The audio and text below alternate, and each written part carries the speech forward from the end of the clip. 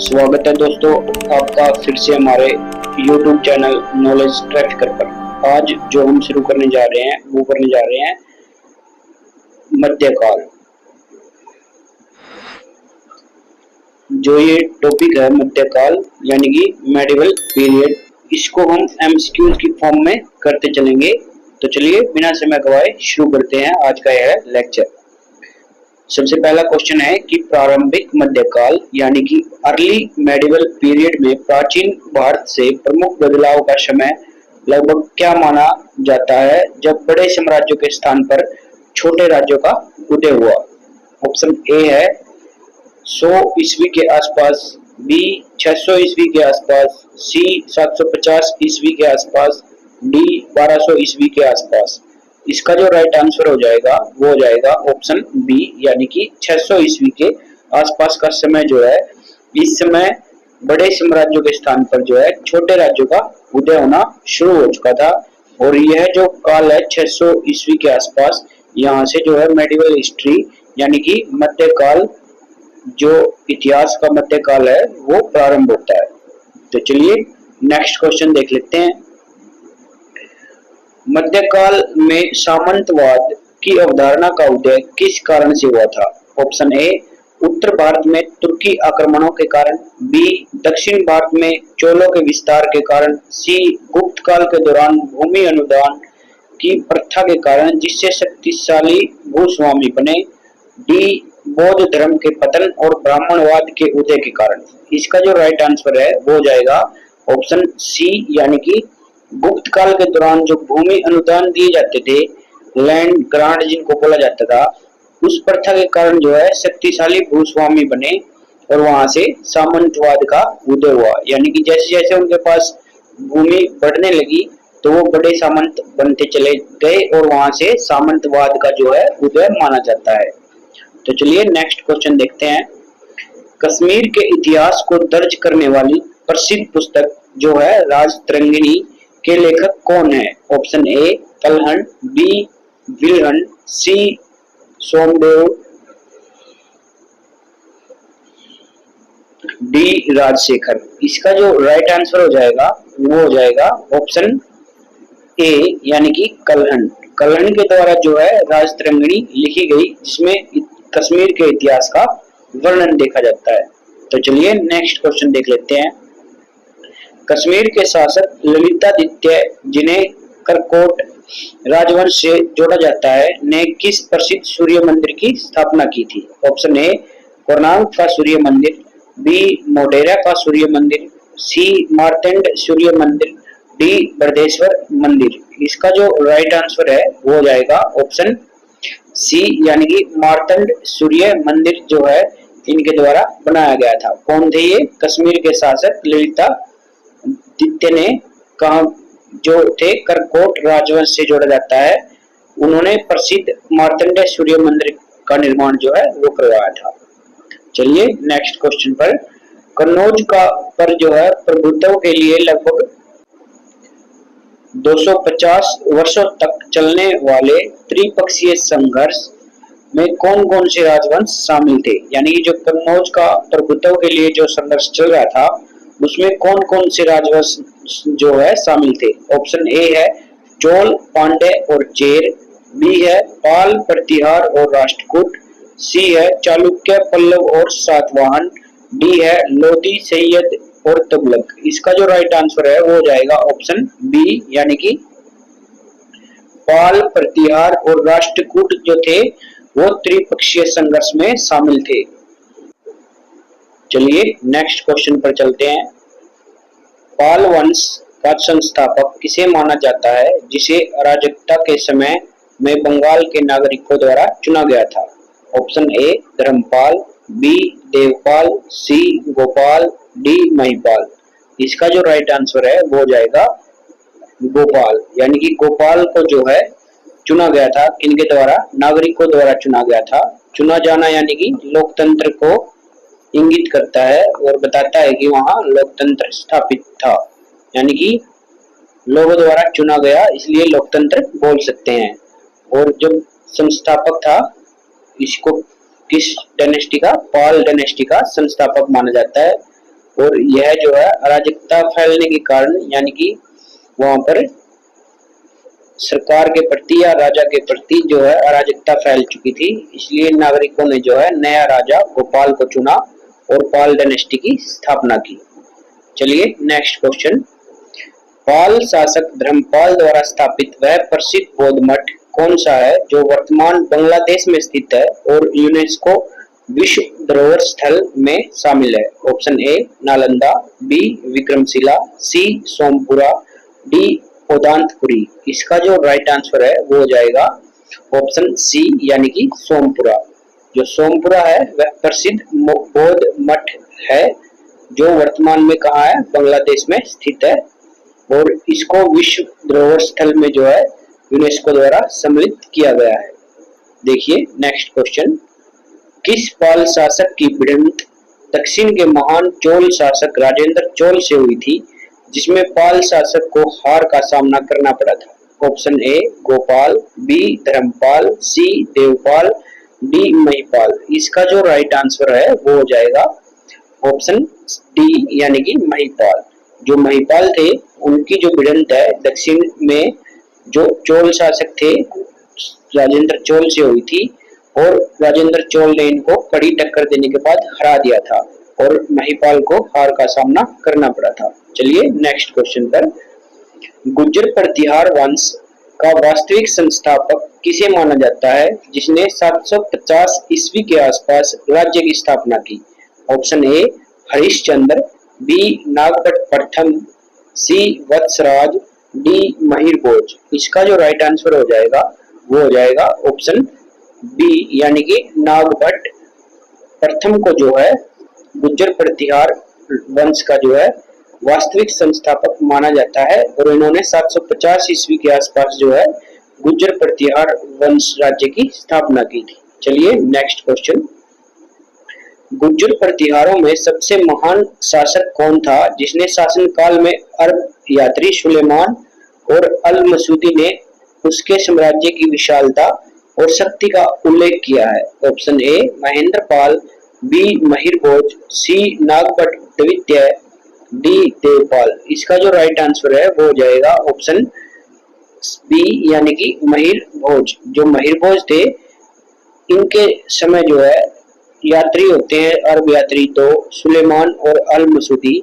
उन्होंने इनके साम्राज्य की विशालता और शक्ति का उल्लेख किया है।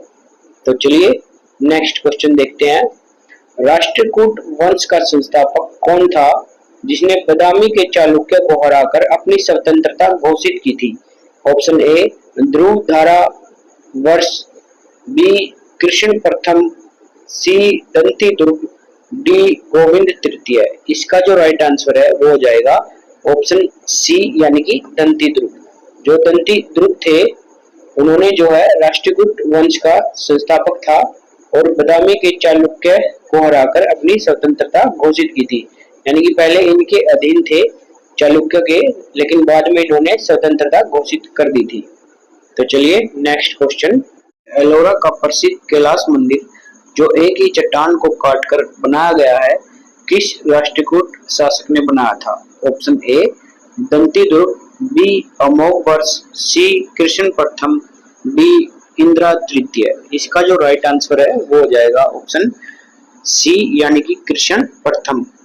जो एलोरा का प्रसिद्ध कैलाश मंदिर है वो एक ही चट्टान को यानी कि सिंगल चट्टान के काटकर बनाया गया है और यह किसके द्वारा बनाया गया? कृष्ण प्रथम के द्वारा बनाया गया था। चलिए नेक्स्ट क्वेश्चन पर, राष्ट्रकूट शासक अमोघ वर्ष ने किस प्रसिद्ध कन्नड़ साहित्यिक कृति की रचना की थी जिसे कन्नड़ कविता पर पहली पुस्तक माना जाता है? ऑप्शन ए आदि पुराण, बी महापुराण, सी कविराज मार्ग, डी प्रश्नोत्तर मल्लिका। इसका जो राइट आंसर है वो हो जाएगा ऑप्शन सी यानी कि कविराज मार्ग। जो है यह अमोघ वर्ष ने एक प्रसिद्ध कन्नड़ साहित्यिक कृति की रचना की थी जिसका नाम है कविराज मार्ग, जिसे कन्नड़ कविता पर पहली पुस्तक माना जाता है। नेक्स्ट क्वेश्चन देखिए, किस राष्ट्रकूट शासक ने कन्नौज पर हमला किया और गुर्जर प्रतिहार शासक महिपाल को हराकर कन्नौज को तबाह कर दिया? Option A Danti Durga, B Govind तृतीय, सी इंदिरा तृतीय, डी कृष्ण तृतीय। इसका जो राइट आंसर है वो हो जाएगा ऑप्शन बी सी यानी कि इंदिरा तृतीय। जो इंदिरा तृतीय थे उन्होंने जो है कन्नौज पर हमला किया और गुर्जर प्रतिहार शासक महिपाल को हराकर कन्नौज को तबाह कर दिया था। और यह किस राजवंश से संबंधित थे? राष्ट्रकूट वंश से संबंधित थे। चलिए नेक्स्ट क्वेश्चन, मध्यकालीन चोल साम्राज्य का संस्थापक यानी कि फाउंडर कौन था जिसने कावेरी डेल्टा के पास तंजौर पर कब्जा करके अपनी राजधानी स्थापित की थी? ऑप्शन ए राजा राज प्रथम, बी राजेंद्र प्रथम, सी विजयालय, डी कुलोथुंगा प्रथम। इसका जो राइट आंसर है वो हो जाएगा ऑप्शन सी यानी कि विजयालय। विजयालय थे जो मध्यकालीन चोल साम्राज्य का संस्थापक था और कावेरी डेल्टा के पास तंजौर नामक स्थान पर कब्जा कर अपनी राजधानी स्थापित की थी। चलिए नेक्स्ट क्वेश्चन, चोलों के शासन काल के दौरान ग्राम सभाओं यानी कि विलेज असेंबलीज में सामान्य ग्रामीणों की सभा को क्या कहा जाता था? ऑप्शन ए सभा, बी नगरम, सी उर, डी महासभा। इसका जो राइट आंसर है वो हो जाएगा सी यानी कि उर कहा जाता था। यह जो शब्द है उर उसको क्या विलेज असेंबलीज को इंगित करता है यानी कि इनको दर्शाता है और ग्राम सभाओं का पर्यायवाची शब्द है। चलिए नेक्स्ट क्वेश्चन, वह चोल शासक कौन था जिसने श्रीलंका के उत्तरी और पूर्वी हिस्सों पर कब्जा किया और तंजौर में प्रसिद्ध बृहदेश्वर मंदिर का निर्माण कराया? Option A Vijayalaya, B Rajendra प्रथम, सी राजा राज प्रथम, डी कुलोथुंगा प्रथम। इसका जो राइट आंसर है वो हो जाएगा ऑप्शन सी यानी कि राजा राज प्रथम जो थे उन्होंने श्रीलंका के उत्तरी और पूर्वी हिस्सों पर कब्जा कर लिया था और तंजौर में प्रसिद्ध बृहदेश्वर मंदिर का निर्माण भी इनके द्वारा कराया गया। और ये किस वंश से संबंधित थे? चोल वंश से संबंधित थे। चलिए नेक्स्ट क्वेश्चन पर, चोल शासक राजेंद्र प्रथम ने किस विदेशी क्षेत्र पर नौसैनिक अभियान किया और गंगोई कोंडा जो है की उपाधि धारण की? Option a Maldives, b Shri Vijay kingdom, c पश्चिमी चालुक्य, डी अंडमान निकोबार। इसका जो राइट आंसर है वो हो जाएगा ऑप्शन बी यानी कि श्री विजय किंगडम पर इन्होंने जो है आक्रमण किया और नौसैनिक अभियान के दौरान कब्जा कर लिया और उस पर कब्जा करने के बाद इन्होंने जो उपाधि धारण की वो की थी गंगई कोंडा। कौन करते हैं ये उपाधि धारण? राजेंद्र प्रथम करते हैं। तो चलिए नेक्स्ट क्वेश्चन पर, पश्चिमी चालुक्य यानी कि वेस्टर्न चालुक्यज वंश का सबसे महत्वपूर्ण शासक कौन था जिसने चालुक्य विक्रम एरा नामक एक नया युग शुरू किया? ऑप्शन ए तल्पा द्वितीय, बी सत्यश्रय, सी विक्रमादित्य षष्ठ, डी सोमेश्वरा। इसका जो राइट आंसर है वो हो जाएगा ऑप्शन सी यानी कि विक्रमादित्य सिक्स्थ जो थे उन्होंने एक नए युग की शुरुआत की थी और उस युग को क्या कहा गया? चालुक्य विक्रम एरा यानी कि चालुक्याज विक्रम एरा कहा गया। और ये किसके द्वारा किया गया? विक्रमादित्य सिक्स के द्वारा। और ये किस वंश से थे? चालुक्य वंश से थे। चलिए नेक्स्ट क्वेश्चन, विक्रमादित्य षष्ठ के दरबार में किस विख्यात न्यायविद ने मिताक्षरा नामक प्रसिद्ध कानूनी ग्रंथ लिखा जो भारत में व्यापक रूप से मान्य था? ऑप्शन ए बिल्हन, बी विजयनेश्वरा, सी जिन सेना, डी राजशेखर। इसका जो राइट आंसर है वो हो जाएगा ऑप्शन बी यानी कि विजयनेश्वरा ने जो है यह पुस्तक लिखी थी। यह पुस्तक कौन सी थी? मिताक्षरा। मिताक्षरा पुस्तक किस पर थी? जो कानूनी पुस्तक थी ये यानी कि कानून लिखे गए थे इसके अंदर और इसको लॉ बुक यानी कि कानून का ग्रंथ भी कहा जाता है। चलिए नेक्स्ट क्वेश्चन, यादव शासकों यानी कि यादवाज ऑफ देवगिरी के किस दरबारी विद्वान ने भारतीय संगीत पर प्रसिद्ध ग्रंथ संगीत रत्नाकर की रचना की? Option a Hemchandra, b Sharangdev, c Jin Prabhasuri, d Jinasena. इसका जो राइट आंसर है वो हो जाएगा ऑप्शन बी यानी कि सारंगदेव। जो सारंगदेव थे उन्होंने प्रसिद्ध ग्रंथ संगीत रत्नाकर की रचना की थी और ये किसके दरबारी विद्वान थे? यादव शासकों के दरबारी विद्वान थे। चलिए नेक्स्ट क्वेश्चन। मार्को पोलो जो एक इतालवी यात्री था किसके शासनकाल के दौरान भारत आया और उसने काकतीय शासक जो रुद्रमा देवी और पांड्य साम्राज्य के बारे में लिखा?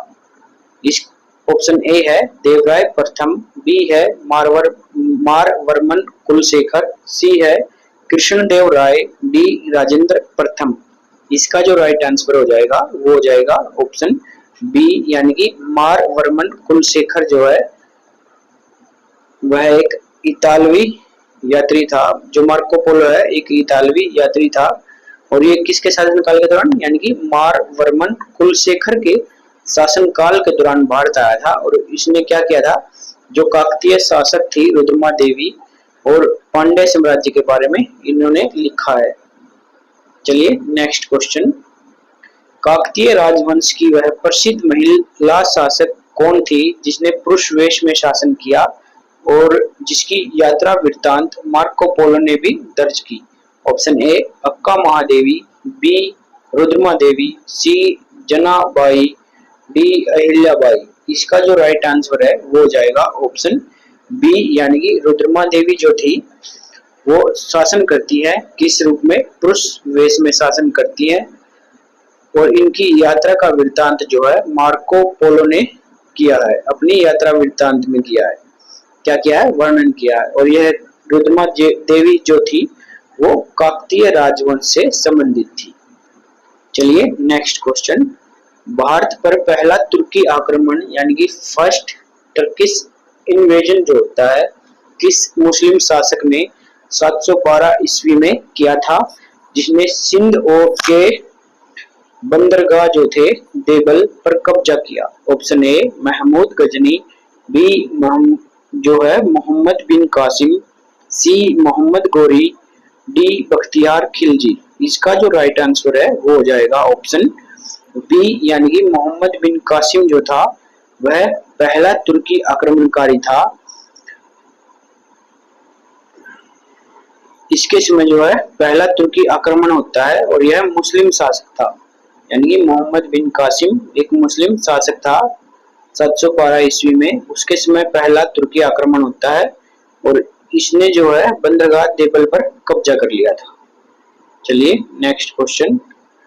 गजनी के महमूद यानी कि महमूद ऑफ गजनी ने भारत पर कुल कितनी बार आक्रमण किया था? ऑप्शन ए 12 बार, बी 17 बार, सी 15 बार, डी 20 बार। इसका जो राइट आंसर है वो हो जाएगा ऑप्शन बी यानी कि 17 बार जो है मोहम्मद जो गजनी है मोहम्मद गजनी वो भारत पर आक्रमण करता है। जो मोहम्मद गजनी है वो 17 बार आक्रमण करते हैं और इनका जो मुख्य उद्देश्य होता है वो होता है धन को लूटना यानी कि धन की प्राप्ति इनका जो है मुख्य उद्देश्य था। और इन्होंने जो है इनको एक उपाधि भी दी जाती है। कौन सी उपाधि दी जाती है? मूर्ति भंजक की उपाधि इनको दी जाती है क्योंकि इन्होंने बहुत सारी मूर्तियां जो है तुड़वा दी थी।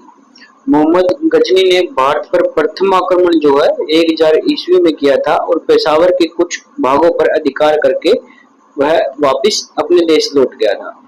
वह फिर से आक्रमण करता है 1001 में, पहले करता है 1000 में, फिर करता है 1001 में और उन्होंने 1001 में जो है जयपाल के विरुद्ध आक्रमण किया था। इसमें जयपाल जो है राजा पराजित हो जाते हैं यानी कि कौन पराजित हो जाते हैं? जयपाल पराजित हो जाते हैं। इन्होंने जो है अलग अलग अभियान किए हैं और इन्होंने जो उपाधि धारण की है वो है सुल्तान की उपाधि धारण करने वाला जो है यह पहला शासक होता है। इन्होंने क्या उपाधि धारण की? सुल्तान की उपाधि धारण की थी। इस उपाधि को धारण करने वाला यह पहला शासक था। जो 1027 है 1027 ईस्वी में इसने जाटों के विरुद्ध जो है क्या किया था? संघर्ष होता है जाटों से और उनसे लड़ाई होती है। होती है इसकी। मोहम्मद गजनी की जो मृत्यु है वो 1030 में हो जाती है। 1030 में इसकी मृत्यु हो जाती है। अलबरूनी, फिरदौसी, कुतुबी और फरूखी जो है मोहम्मद गजनी के दरबारी कवि थे या दरबार में रहते थे। चलिए नेक्स्ट क्वेश्चन। गजनी के महमूद का सबसे प्रसिद्ध आक्रमण, जो महमूद गजनी था उसका जो प्रसिद्ध आक्रमण है जिसने पूरे भारत की राजनीतिक कमजोरी को उजागर कर दिया, किस मंदिर पर 1025 में हुआ था? ऑप्शन ए है कोणार्क मंदिर, बी है सोमनाथ मंदिर, सी है विश्वनाथ मंदिर, डी है मार्तंड मंदिर। इसका जो राइट आंसर हो जाएगा वो हो जाएगा ऑप्शन सी, यानी कि सोमनाथ मंदिर के ऊपर जो है इन्होंने आक्रमण किया था। मोहम्मद गजनी का सबसे चर्चित आक्रमण है यह 1025 का, जो सोमनाथ के मंदिर पर हुआ था। कि ये कहाँ है? सौराष्ट्र में जो है यह मंदिर है। उस समय में मंदिर की लूट में उसे करीब 20 लाख दिनार की संपत्ति जो है हाथ लगी थी, यानी कि उस समय जो उसको जो है 20 लाख जो संपत्ति है उसे लगी थी। और सोमनाथ की रक्षा में सहायता करने के कारण अहिलवाड़ा के शासक पर महमूद ने आक्रमण किया था। यानी कि जो शासक थे अहिलवाड़ के शासक, वो यहाँ पर देखभाल कर रहे थे मंदिर की, उसके कारण उन्होंने अहिलवाड़ के शासक पर भी आक्रमण बोल दिया था। सोमनाथ मंदिर लूट कर ले जाने के क्रम में महमूद पर जाटों के साथ इसका संघर्ष होता है और जाटों के साथ इसकी लड़ाई होती है और जाट इनसे कुछ संपत्ति जो है लूट लेते हैं। फिर वह जब यह वापस जा रहा था तब लूट लेते हैं। फिर यह तैयार होकर आता है 1027 में और जाटों से संघर्ष या अपना बदला लेता है। चलिए नेक्स्ट क्वेश्चन। प्रथम तराइन का युद्ध जो है 1191 ईस्वी में किन दो शासकों के बीच लड़ा गया था? ऑप्शन ए है पृथ्वीराज चौहान और मोहम्मद गौरी, बी है जयपाल और सबुतगिन, सी है जयचंद और मोहम्मद गौरी, डी है राणा सांगा और बाबर। इसका जो राइट आंसर है वो हो जाएगा ऑप्शन ए, यानी कि पृथ्वीराज चौहान और मोहम्मद गौरी के बीच जो है 1191 में पहला जो है तराइन का युद्ध होता है। उसमें पृथ्वीराज चौहान जो है वो विजयी होते हैं और मोहम्मद गौरी इस युद्ध को हार जाता है। चलिए नेक्स्ट क्वेश्चन। दास या गुलाम राजवंश यानी कि स्लेव डायनेस्टी का फाउंडर कौन था जिसने 1206 ईस्वी में दिल्ली सल्तनत की नींव रखी? ऑप्शन ए जो है इल्तुतमिश, बी बलबन, सी कुतुबुद्दीन ऐबक, डी नसरुद्दीन महमूद। इसका जो राइट आंसर है वो हो जाएगा ऑप्शन सी, यानी कि कुतुबुद्दीन ऐबक जो है वो फाउंडर है किसके? स्लेव डायनेस्टी यानी गुलाम राजवंश के। और इसकी स्थापना कब करते हैं? 1206 में करते हैं। और कुतुबुद्दीन को जो है इसका संस्थापक माना जाता है। गुलामों को फारसी में बंदगाह कहा जाता था तथा इन्हें सैनिक सेवक के लिए रखा जाता था। कुतुबुद्दीन ऐबक ने अपना राज्याभिषेक जो है 24 जून को करवाया था, 24 जून 1206 में करवाया था। और कुतुबुद्दीन ऐबक ने अपनी राजधानी जो है वो लाहौर को बनाया था। कहाँ बनाई थी अपनी राजधानी? लाहौर बनाता है अपनी राजधानी। और कुतुबुद्दीन ऐबक ने ही जो है कुतुब मीनार का जो है निर्माण स्टार्ट करवाया था और इसको पूरा किया था इल्तुतमिश ने। जो कुतुब मीनार का निर्माण है वो किसके नाम पर करवाया गया था? जो कुतुब काकी के नाम पर, जो एक सूफी संत थे उनके नाम पर जो है इसका निर्माण करवाया गया था। चलिए नेक्स्ट क्वेश्चन देखते हैं। कुतुबुद्दीन ऐबक ने किस प्रसिद्ध खेल को खेलते समय घोड़े से गिरकर अपनी जो है जान गंवा दी थी? ऑप्शन ए है चौगान, बी है कबड्डी, सी शतरंज, डी मल्लयुद्ध। इसका जो राइट आंसर है वो है ऑप्शन ए, यानी कि चौगान। 1210 में जब ये चौगान खेल रहे थे तो घोड़े से गिरकर इनकी मृत्यु हो जाती है। इनके बाद जो गद्दी पर बैठते हैं वो बैठते हैं आराम शाह। कौन बैठते हैं? आराम शाह कुछ समय के लिए गद्दी पर बैठते हैं, लेकिन उनके बाद यह सिर्फ 8 महीने तक ही गद्दी पर बैठ पाते हैं।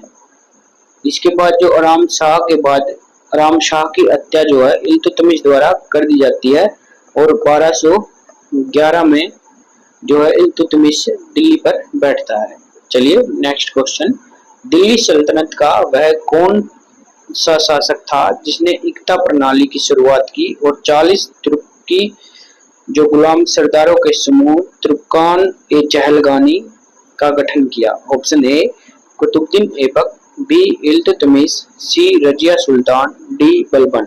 इसका जो राइट आंसर है वो है ऑप्शन बी यानी कि इल्तुतमिश। इल्तुतमिश जो है 1211 में गद्दी पर बैठता है और गद्दी पर बैठने के बाद इसने जो है इक्ता प्रणाली की शुरुआत की।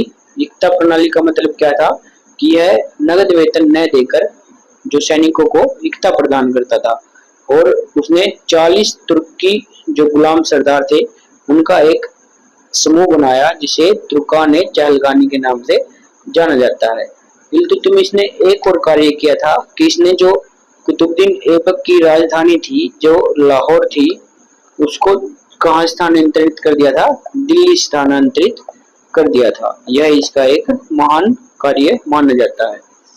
इल्तुतमिश पहला शासक था जिसने 1229 ईस्वी में बगदाद के खलीफा से सुल्तान पद की वैधानिक स्वीकृति प्रदान प्राप्त की थी। यानी कि 1229 में जो है यह खलीफा से स्वीकृति प्रदान करता है कि मैं खलीफा के अंतर जो है उनके अंडर कार्य करेगा। इसकी जो मृत्यु है वो 1236 में हो जाती है। किसकी? इल्तुतमिश की मृत्यु 1236 में हो गई थी। चलिए नेक्स्ट क्वेश्चन पर चलते हैं। दिल्ली सल्तनत की पहली और अंतिम महिला सुल्तान कौन थी जिसका विरोध उसके गैर तुर्की अधिकारियों को बढ़ावा देने की नीति के कारण तुर्की सरदारों ने किया? ऑप्शन ए चांद बीबी, बी गुलबदन बेगम, सी रजिया सुल्तान, डी नूरजहां। इसका जो राइट आंसर है वो है रजिया सुल्तान। जो रजिया सुल्तान है वो इल्तुतमिश की मृत्यु यानी कि 1236 में जब इल्तुतमिश की मृत्यु हो जाती है तब वह जो है क्या करती है? गद्दी पर बैठती है और रजिया जो है पर्दा प्रथा को त्याग कर पुरुषों की तरह चोगा, जिसे उस समय क्या कहा जाता था?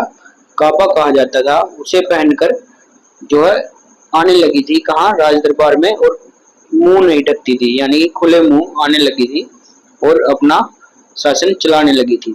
जो रजिया है उनकी शादी जो है अल्तुनिया से हो जाती है।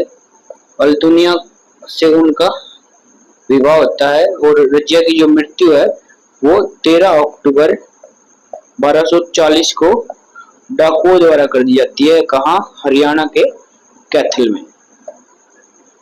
यहाँ इनकी मृत्यु कर दी जाती है यानी कि मौत के घाट उतार दिया जाता है। इनके बाद जो है कौन शासक बनता है? वो बनता है बहराम शाह। बहराम शाह इनके साथ शासक आगे करते हैं। किस सुल्तान ने तुर्कान-ए-चहलगानी यानी कि चालीसा को समाप्त किया और राजा की प्रतिष्ठा बढ़ाने के लिए रक्त और लौह की नीति अपनाई? तो ऑप्शन ए है इल्तुतमिश, बी अलाउद्दीन खिलजी, सी बलबन, डी नसीरुद्दीन महमूद। इसका जो राइट आंसर है वो हो जाएगा ऑप्शन सी यानी कि बलबन। बलबन जो है वो लौह और रक्त की नीति अपनाते हैं और तुर्कान-ए-चहलगानी यानी कि चालीसा का जो ग्रुप था उसको समाप्त कर देते हैं। बलबन ने अपनी पुत्री का विवाह जो है नसीरुद्दीन महमूद से किया था और बलबन का जो वास्तविक नाम है वो क्या है? बहाउद्दीन। क्या कहा जाता था? बहाउद्दीन इनका वास्तविक नाम था। और जो नसीरुद्दीन महमूद जो बलबन की बेटी से विवाह किया हुआ था वो एक ऐसा सुल्तान था जो टोपी सीखकर अपना जीवन जो है व्यतीत कर रहा था। बलबन ने 1266 में गयासुद्दीन बलबन के नाम से जो है 1266 में गद्दी पर बैठता है। गयासुद्दीन बलबन के नाम पर और राज दरबार में सिजदा और पापोस की नीति भी यही लेकर आता है। कौन? बलबन। बलबन जो है सिजदा और पापोस की नीति लेकर आता है। सिजदा का मतलब क्या होता था कि सुल्तान को झुककर सलाम करना होता था, पापोस में उसके पैरों को चूमना होता था। बलबन ने फारसी रीति रिवाज पर आधारित जो उत्सव है जिसे नवरोज कहा जाता है, उसकी भी इसने ही शुरुआत की थी। चलिए नेक्स्ट क्वेश्चन पर चलते हैं। बलबन ने स्वयं को ईश्वर की परछाई बताने के लिए कौन सी उपाधि धारण की थी? ऑप्शन ए सिकंदर सानी, बी उलुग खान, सी जिले इलाई, डी आदि वराह। इसका जो राइट आंसर है वो है ऑप्शन सी यानी कि जिले इलाई। जिले इलाई की जो है इसका जो राइट आंसर है वो है उलुग खां आएगा, नहीं कि जिले इलाई। तो जिले इलाई की उपाधि धारण नहीं की थी। इसने कौन सी उपाधि धारण की थी? उलुग खां की उपाधि धारण की थी, जिसका मतलब था शैडो ऑफ गॉड। चलिए नेक्स्ट क्वेश्चन पर। खिलजी वंश का संस्थापक कौन था जिसने यह विचार रखा कि राज्य का शासन अवाम यानी कि लोगों के समर्थन पर आधारित होना चाहिए और भारत को एक सच्चा इस्लामिक राज्य नहीं बनाया जा सकता? ऑप्शन ए है अलाउद्दीन खिलजी, बी है जलालुद्दीन खिलजी, सी है मुबारक शाह, डी है मलिक काफूर।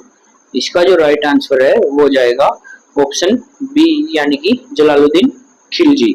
जो जलालुद्दीन खिलजी है उनका पूरा नाम जो है वो होता है जलालुद्दीन फिरोज खिलजी, और ये जो है 13 जून 1290 को क्या करते हैं? खिलजी वंश के स्थापना करते हैं। इसने किलोखरी को अपनी राजधानी बनाया था। किसको बनाया था? किलोखरी को। तो यह दिल्ली को अपनी राजधानी नहीं बनाता, किसको बनाता है? किलोखरी को। जलालुद्दीन की हत्या जो है 1296 में कर दी जाती है। किसके द्वारा? अलाउद्दीन खिलजी के द्वारा। किसके द्वारा? इसके द्वारा, यानी कि अलाउद्दीन खिलजी जो इसके भाई का लड़का था और इसकी लड़की का जो है यानी कि खुद के चाचा की लड़की से इसने शादी की हुई थी। किसने? अलाउद्दीन खिलजी ने। तो चलिए नेक्स्ट क्वेश्चन पर चलते हैं। किस शासक ने स्वयं को जो है सिकंदर सानी की जो है घोषित किया और पहली बार जो है दक्षिण भारत पर सैन्य अभियान भेजा था? इस जो ऑप्शन ए है इल्तुतमिश, बी है बलबन, सी है अलाउद्दीन खिलजी, डी है मोहम्मद बिन तुगलक। इसका जो राइट आंसर है वो है अलाउद्दीन खिलजी। अलाउद्दीन खिलजी ने जो है क्या किया था? स्वयं को सिकंदर सानी की उपाधि देता है और पहली बार दक्षिण भारत पर सैन्य अभियान करता है। अलाउद्दीन खिलजी ने और क्या किया था? इन्होंने नगद वेतन दिया था सेना को और स्थायी सेना की नींव रखी थी। घोड़े दागने और सैनिकों को हुलिया रखने की जो प्रथा थी वो अलाउद्दीन खिलजी के द्वारा ही तैयार की गई थी। अलाउद्दीन ने भू राजस्व की दर को बढ़ाकर उपज का 1/2 भाग कर दिया था। यानी 1/2 भाग का मतलब क्या है कि आधा राजा के पास जाएगा और आधा प्रजा के पास जाएगा।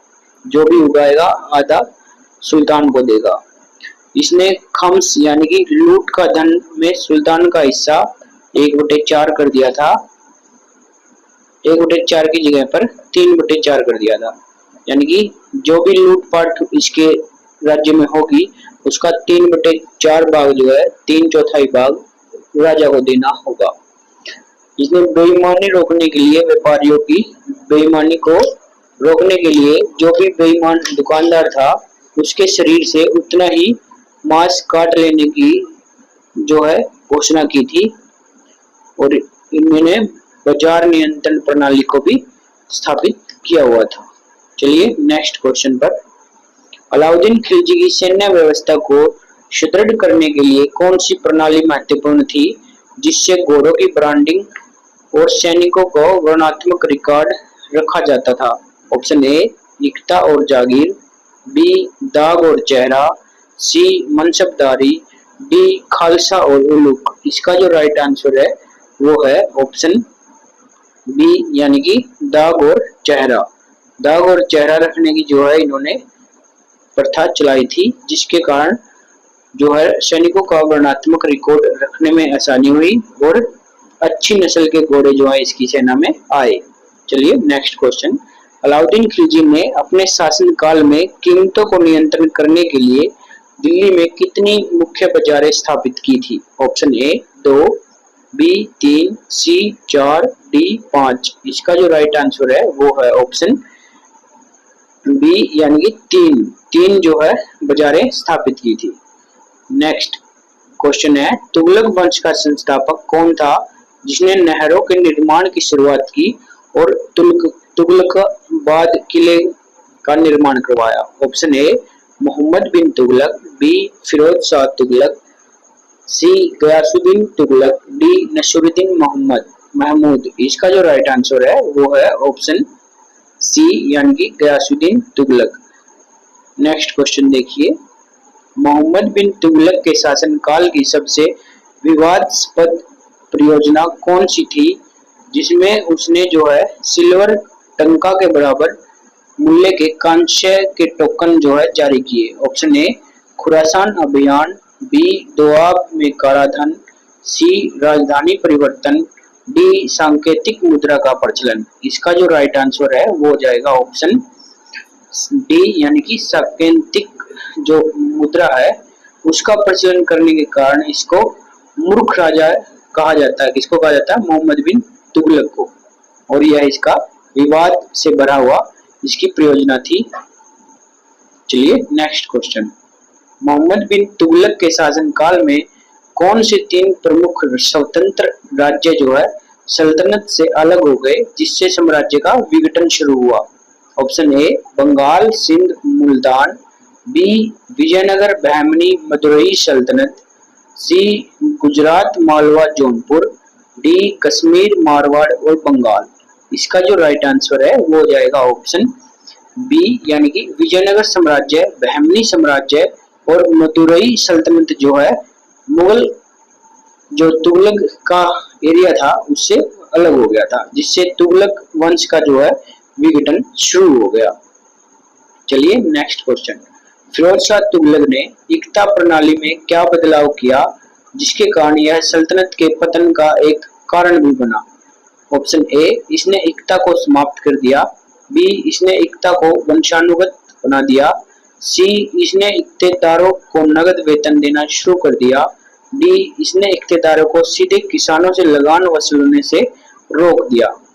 इसका जो राइट आंसर है वो हो जाएगा ऑप्शन बी, इसने जो है इक्ता को वंशानुगत बना दिया था, यानी कि जो पहले एक आदमी या व्यक्ति को इक्तेदार बनाया गया उसके बाद उसका बेटा इक्तेदार बनेगा, फिर उसके बाद उसका बेटा जो है इक्तेदार बनेगा, इसलिए इसने जो है वंशानुगत बना दिया था और यही जो है सल्तनत के पतन का कारण भी बना।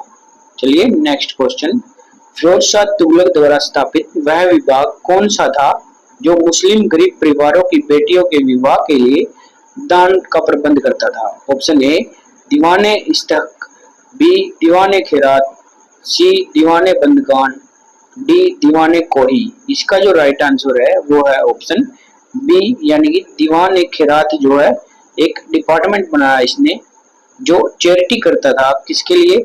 गरीब परिवारों की बेटियों के विवाह के लिए। यह सिर्फ किसके लिए था? मुस्लिम गरीब परिवारों के लिए। चलिए नेक्स्ट क्वेश्चन, 1398 ईस्वी में मंगोल आक्रमणकारी तैमूर ने किसके शासनकाल में दिल्ली सल्तनत पर आक्रमण किया जिससे तुगलक वंश लगभग समाप्त हो गया? Option A Firoz Shah Tughlaq, B Muhammad bin Tughlaq, C Nasiruddin Mahmud, D Bahlol Lodi. इसका जो राइट आंसर है वो है ऑप्शन सी यानी कि नसरुद्दीन महमूद के शासनकाल में जो है यह घटना या आक्रमण होता है। सैयद वंश का संस्थापक कौन था जिसने स्वयं को सुल्तान घोषित न करके बल्कि तैमूर के प्रतिनिधि के रूप में शासन किया? Option a Mubarak Shah, b Khizr Khan, c Bahlol Lodi, d Alauddin Alam Shah. इसका जो राइट आंसर है वो हो जाएगा ऑप्शन बी यानी कि खिजर खान। खिजर खान ने जो है तैमूर के प्रतिनिधि के रूप में जो है शासन किया था, न कि इसने स्वयं को सुल्तान घोषित किया। सुल्तान घोषित नहीं करता अपने आप को और तैमूर का प्रतिनिधित्व बताकर शासन करता है।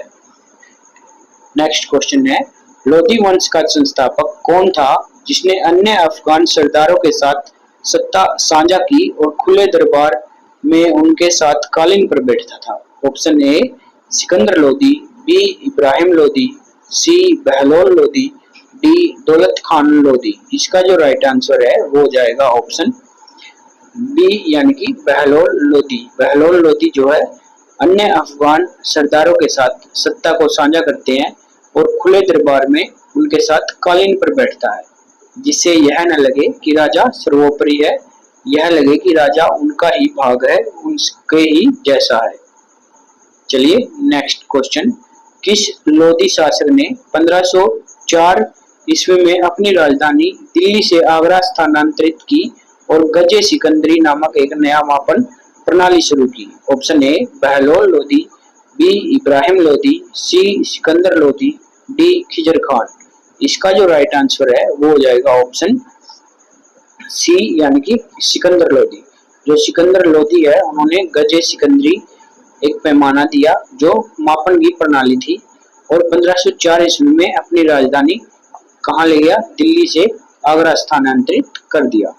चलिए नेक्स्ट क्वेश्चन, विजयनगर साम्राज्य के संस्थापक हरिहर और बुक्का पहले किस शासक के अधीन कार्यरत थे जिन्होंने बाद में हिंदुत्व में पुनर्दीक्षित होकर राज्य की स्थापना की? Option A Muhammad bin Tughlaq, B Kakatiya राजवंश, सी होयसाल राजवंश, डी बहमनी सल्तनत। इसका जो राइट आंसर है वो हो जाएगा ऑप्शन ए यानी कि मोहम्मद बिन तुगलक। मोहम्मद बिन तुगलक के पहले ये अधीन थे, बाद में इन्होंने बगावत की और हिंदुत्व में पुनर्दीक्षित होकर यानी कि फिर से हिंदू बने। बीच में इन्होंने फोर्स से मुस्लिम बना दिया गया था, लेकिन बाद में इन्होंने हिंदुत्व को अपनाया और विजयनगर एम्पायर की स्थापना की। चलिए नेक्स्ट क्वेश्चन, विजयनगर की किस राजकुमारी ने मदुरई सल्तनत पर विजय प्राप्त करने के बाद मदुरा विजयम नामक पुस्तक की रचना की? Option a Ganga Devi, b Rudrama Devi, c अंदर, डी रानी दुर्गावती। इसका जो राइट आंसर है वो हो जाएगा ऑप्शन ए यानी कि गंगा देवी। गंगा देवी ने जो है मथुरा विजयम नामक जो है पुस्तक की रचना की और यह क्या थी? विजयनगर की राजकुमारी थी। नेक्स्ट है, विजयनगर का सबसे प्रसिद्ध और शक्तिशाली शासक कौन था जिसके बारे में बाबर ने अपनी आत्मकथा में लिखा और जिसके दरबार में अष्टदिग्गज थे? ऑप्शन ए देवराय प्रथम, बी देवराय द्वितीय, सी कृष्णदेव राय, डी राम राय। इसका जो राइट आंसर है वो हो जाएगा ऑप्शन सी यानी कि कृष्णदेव राय की प्रशंसा करते हैं। कौन करते हैं? बाबर अपनी आत्मकथा में। और इनके दरबार में जो है अष्टदिग्गज रहते थे। किसके दरबार में? कृष्णदेव राय के दरबार में। चलिए नेक्स्ट क्वेश्चन, और आज का यह लेक्चर का लास्ट क्वेश्चन है। कृष्णदेव राय ने पुर्तगालियों के साथ मधुर संबंध बनाए जिसका एक कारण था? ऑप्शन ए उसका व्यापार करना, बी बीजापुर और गजपतियों के खिलाफ सैन्य सहायता प्राप्त करना, सी उनसे ईसाई धर्म की शिक्षा लेना, डी अपने साम्राज्य को पश्चिमी एशिया तक फैलाना। इसका जो राइट आंसर है वो हो जाएगा ऑप्शन बी यानी कि बीजापुर और गजपतियों के खिलाफ सैन्य सहायता प्राप्त करना ही पुर्तगालियों से मधुर संबंध बनाने का जो है एक कारण था। तो दोस्तों ये थे हमारे आज के 50 क्वेश्चन। आगे हम करेंगे नेक्स्ट क्लास में 51 क्वेश्चन से 100 क्वेश्चन तक, और हर एक दिन एक लेक्चर में हम 50 क्वेश्चन करते चलेंगे और अपनी जो हिस्ट्री है, जो मेडिवल हिस्ट्री है, इसको पूरा करेंगे। तो यहाँ तक बने रहने के लिए धन्यवाद। आशा करता हूँ आपकी पढ़ाई जो है अच्छी चल रही होगी। इसी तरह की अन्य वीडियो को देखने के लिए कीजिए हमारे चैनल को सब्सक्राइब और अपने दोस्तों के साथ शेयर करना न भूलें। धन्यवाद।